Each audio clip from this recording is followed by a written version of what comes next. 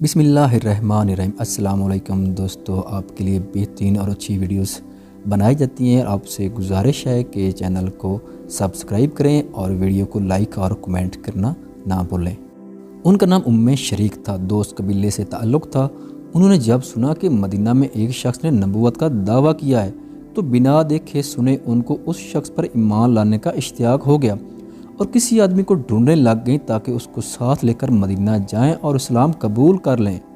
چنانچہ وہ اپنے دروازے کے آگے کھڑی ہو جاتی اور راہ تکتی کہ کوئی ملے تو اس کو ساتھ لے کر جاؤں۔ ایک دن ایک یہودی ملا، اس نے کہا، ام شریک کیا بات ہے، کیوں کھڑی ہو؟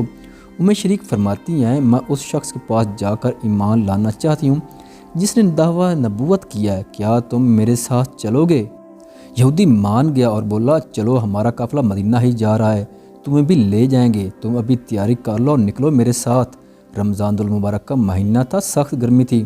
ام شریک اپنا پانی لینے کے لیے جانے لگی تو یہودی بولا، پانی مت لو، میرے پاس بہت پانی ہے۔ تو وہ اس کے ساتھ چل پڑی۔ سارا دن سفر کر کے جب شام کو ایک جگہ رکے تو یہودی اپنا کھانا نکال کر کھانے لگا اور بولا، آؤ کھانا کھاؤ۔ ام شریک نے کہا، مجھے کھانا نہیں، بس پانی دے دو۔ یہودی نے اپنی خباثت دکھائی اور بولا، پہلے تم یہ وعدہ کرو کہ ایمان نہیں لاؤ گی اور محمد صلی اللہ علیہ وآلہ وسلم کے خلاف ہو کر ہمارا ساتھ دو گی۔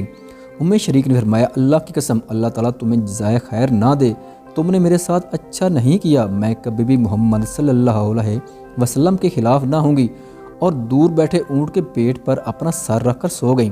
اسی حالت میں لیٹے لیٹے ان کی آنکھ کھلی تو کیا دیکھتی ہیں کہ دودھ سے سفید اور شکر سے میٹھا ٹھنڈا پانی ان کے چہرے پر پڑ رہا ہے۔ انہوں نے اس پانی کو جی بھر کر پیا اور دوبارہ سو گئیں۔ صبح کو یہودی آیا تو اس نے مسخرہ پن کر کے پوچھا، ہاں ام شریک، کہو کیسی گزری رات، پانی پھر پیا یا نہ؟ تو ام شریک نے فرمایا، ہاں، رات کو میں نے سیر ہو کر پانی پیا۔ یہودی طنزیہ لہجے میں بولا، ہاں، آسمانوں سے آیا ہوگا پانی پھر، اور قافلہ رواں دواں ہو گیا۔ مدینے پہنچ کر جب ام شریک شہنشاہ سرکار صلی اللہ علیہ وسلم کے سامنے حاضر ہوئیں تو کچھ بولنے سے پہلے ہی حضرت محمد صلی اللہ علیہ وسلم نے فرمایا، اے ام شریک، کہو کیسا ذائقہ تھا پانی کا جو آسمانوں سے آیا تمہارے لیے؟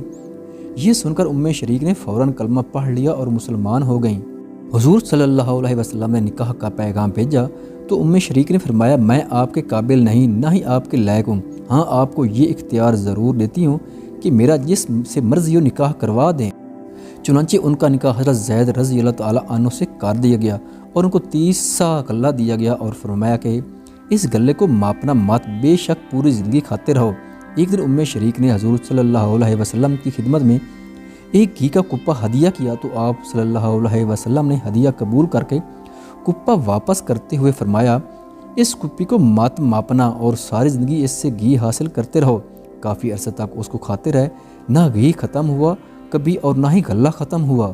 ایک دن تجسس سے مجبور ام شریک نے غلہ بھی ماپ لیا اور کپی بھی دیکھ لی تو اس کے بعد سے ان میں سے اناج ختم ہو گیا۔ بحوالہ کتاب معجزات رسول صلی اللہ علیہ وسلم از مصطفیٰ مراد المصری۔